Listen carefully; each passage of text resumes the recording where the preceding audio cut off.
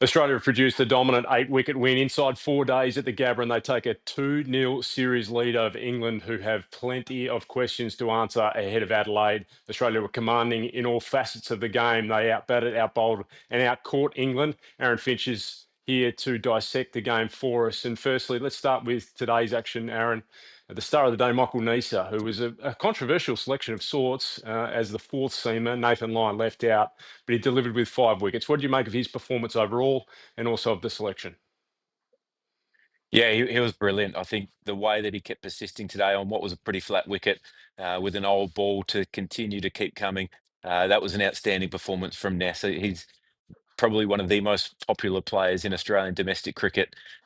He keeps getting the job done year after year, and I mean, it just goes to show the great ability to be able to get the job done when you're called upon at any stage. So I'm sure throughout his last couple of years, he might have thought his ability to play for Australia again had passed, but he gets his opportunity and absolutely nailed it. So very pleased for Ness. He's a guy that just kept coming and wore down Will Jacks, wore down Ben Stokes in the end, and got his just rewards.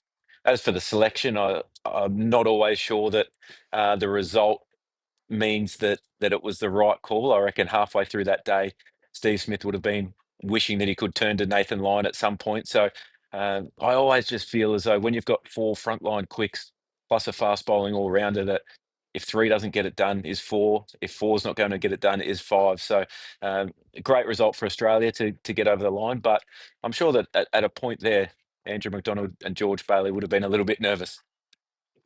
We'll get on to the selection for Adelaide in a moment, but let's talk about the main man. He's player of the match for the second test in a row, Mitchell Mm. Starc. He has been phenomenal. He's getting better with age. You've seen so much of him. You've captained him in white ball cricket. How is he continuing to do this at his age Mm. and continuing to front out day after day and dominate? That's a great question. I think his professionalism and fitness is one thing. His skill level is as unparalleled when you're looking at the left arm angle. But I mean, his ability to continue to improve and evolve his game over a long period of time, to me, shows a willingness and a commitment to this Australian cricket team that he'll do anything that he can to continue to improve. And uh, runs yesterday in what turned out to be such an important partnership with Scott Boland and Michael Neser in that period. I mean, to bat for 50 odd overs, the last 4 wickets was incredible to get Australia on the terms that they would have wanted the game in the first place. To bowl with a brand new ball under lights was absolutely perfect. Uh, it's just incredible. If you had have said to me, Mitchell Starc will have 18 wickets after the first two Test matches, I would have said the ball is swinging around corners. He's knocking over top orders with genuine pace and swing. We still haven't seen it swing much. He's got the right handers nicking going across. Uh, Ben Duckett got a good one in the first innings, which swung marginally, but his length has been the most incredible thing that we've seen. The biggest change rather in his game. His ruthless length just doesn't give away free runs anymore, and unbelievable start to the Ashes series. He's exposed England's weaknesses with the bat. At times they've gone too hard. Today they bunkered down, and Will Jackson and Ben Stokes put in a good shift with the bat and prove that they're capable of batting time, but they seem to be betwixt and between with the bat, and then with the ball, their links were all over the place. What have you made of England's performance so far in this series, in this game, and how can they possibly bounce back ahead of Adelaide? No, they've been poor. They've been really poor. I think when they got 334 in the first innings here uh, with the pink ball, I think they felt comfortable. They felt as though that was enough runs on this surface. They just haven't, and then they walk out with the ball and deliver absolute rubbish with the new ball. Um, like Archer and Cass and Atkinson, they were really poor with the new ball. They allowed Australia to get away and get their innings underway. Think back to Mitchell Starc with the new ball. You don't get freebies. If you score heavily off him, you have to play incredibly well. You have to be disciplined, but also really precise with your footwork, with your technique. Otherwise, you get exposed. And the fact that the fact that the tail batted for 52 overs or 55, whatever it might be, is just shows that one, it was a good wicket and a great Test match wicket, but two, when they needed their quicks to stand up, they just didn't quite bring it. And what? Sorry, what can they do for Adelaide? That their shot selection has been horrible right throughout.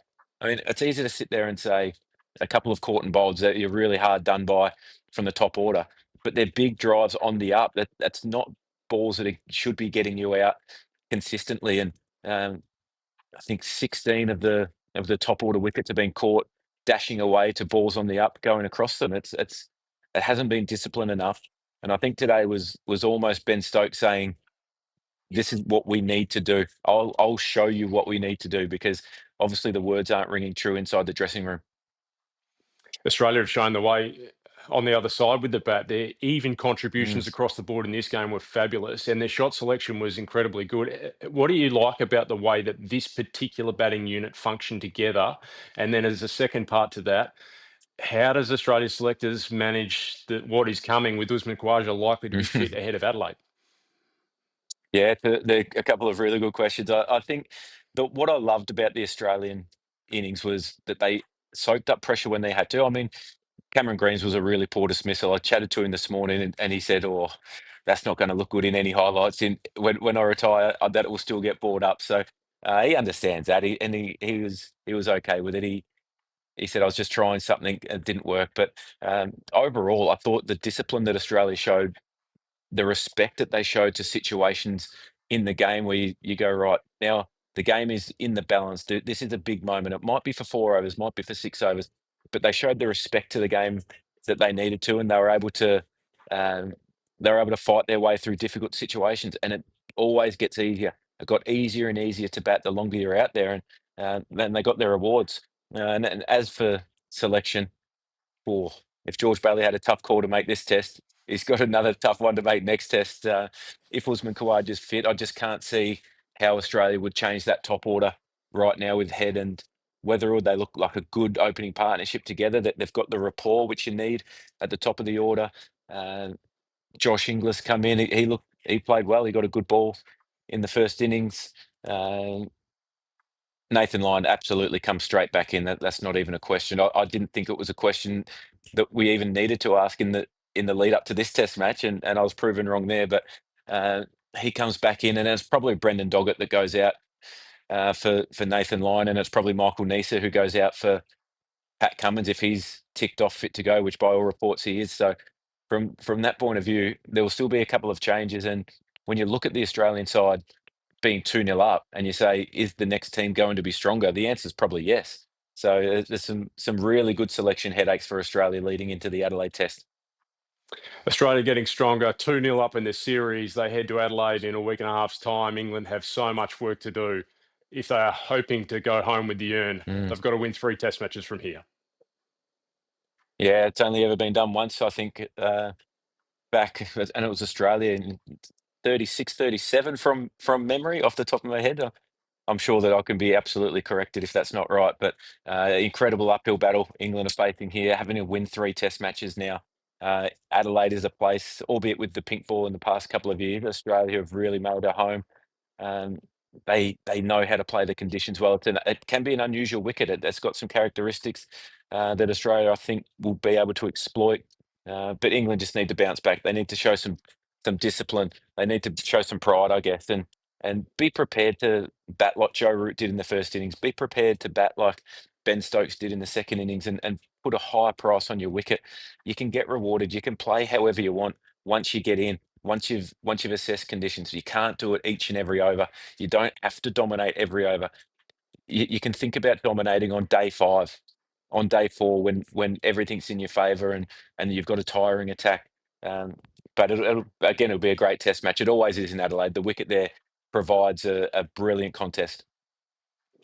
Aaron, thanks for your insights. Much appreciated. Australia 2-0 up after an 8-wicket win at the Gabba. They are 1 win away from retaining the Ashes yet again.